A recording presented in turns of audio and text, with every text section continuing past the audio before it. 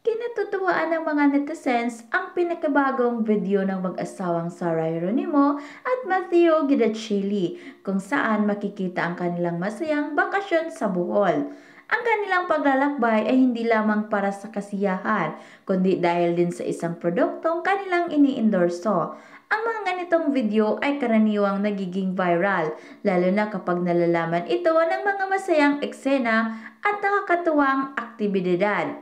Sa kanilang pagbibisita sa Bohol, sinusubukan ng mga mag-asawa ang iba't ibang mga aktibidad na tiyak na nagpasaya sa kanila. Isa sa mga ito ang tree planting, isang magandang proyekto na naglalayong pagkatulong sa kalikasan. Sa panahon ngayon, malaga ang ganitong mga hakbang upang mapanatili ang ating kapaligiran. Makikita sa video ang kanilang mga ngiti habang nagtatanim at tila masaya silang nag-aambag sa kanilang komunidad. Ang mga ganitong aktibidad ay hindi lamang nagbibigay ng saya, kundi nagiging inspirasyon din sa iba na tumutulong sa kalikasan. Bilang karagdagan sa tree planting, isa sa mga pinakainaabangang bahagi ng kanilang bakasyon ay ang kanilang pagsasayaw ng tinikling sa tabi ng Labuk River. Ang tinikling ay isang tradisyonal na sayaw ng mga Pilipino na gumagamit ng kawayan at ito ay kilala sa kanyang masiglang ritmo at masayang pagsasayaw. Sa kanilang pagsasayaw, ipinapakita ng mag-asawa ang kanilang pagkakaintindihan at pagsasama na lalo pang nagbigay kulay sa kanilang relasyon. Ikinatuwa ito ng kanilang mga fans at maraming netizen ang nagbahagi ng kanilang mga reaksyon sa social media.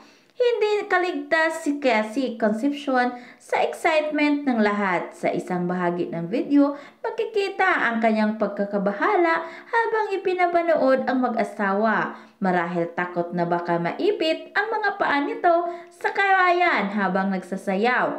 Ang mga ganitong eksena ay nagdadala ng saya at aliw sa mga manunood at nagpapakita ng tunay na damdamin ng mga tao sa mga ganitong pagkakataon. Sa kabuuan ng mga ganitong video ay hindi lamang basta entertainment, kundi isang paalala sa lahat na mahalaga ang mga simpleng bagay sa buhay. Sa kabila ng mga pagsubok at abala sa araw-araw, palaging may puwang para sa kasiyahan at pagmamahal sa kalikasan.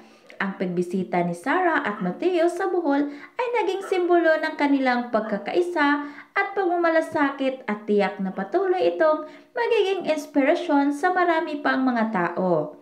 Sa huli, ang mga ganitong karanasan ay nagpapakita ng tunay na halaga ng buhay, ang pagkakaroon ng masayang alaala, ang pagtulong sa kapwa at ang pagmamahal sa ating kalikasan. Ang kanilang video ay isang magandang halimbawa na sana'y magbigay ng inspirasyon sa lahat na pahalagahan ang mga simpleng kasiyahan at ipagpatuloy ang mga tradisyon na nagbibigay halaga sa ating kultura at kalikasan.